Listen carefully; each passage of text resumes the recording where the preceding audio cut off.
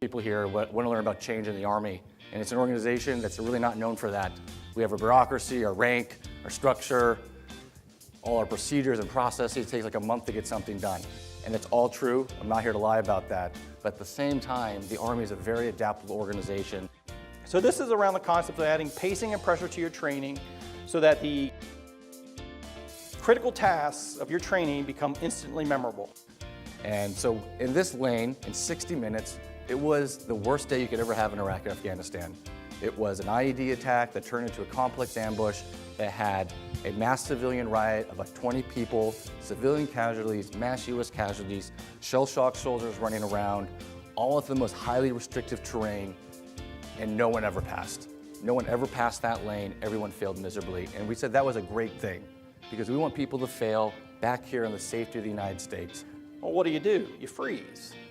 I think we all get in those situations where we froze in the past, and the military has done a good job of using that pace and pressure to work you through that freeze moment so you can perform when those critical tasks come up. There's all these what-if scenarios that we know that we're going to encounter, and then what we do is we package those into like these typical and atypical worst-case scenarios so we can pool all these things together and create just really bad situations.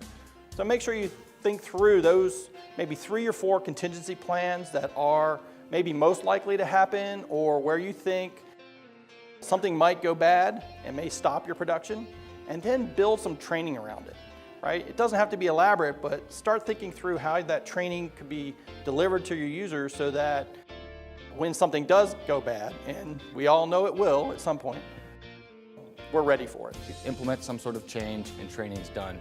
But the Army, that's not how it is. We're training all the time. Even when we're done with the run phase, we continue to train. And his audience was primarily the shop floor guys. So they had very little time to come in and do training. He couldn't take a whole day off or 4 hours to go to a training class. So this was really kind of ideal. So this diorama was tabletop.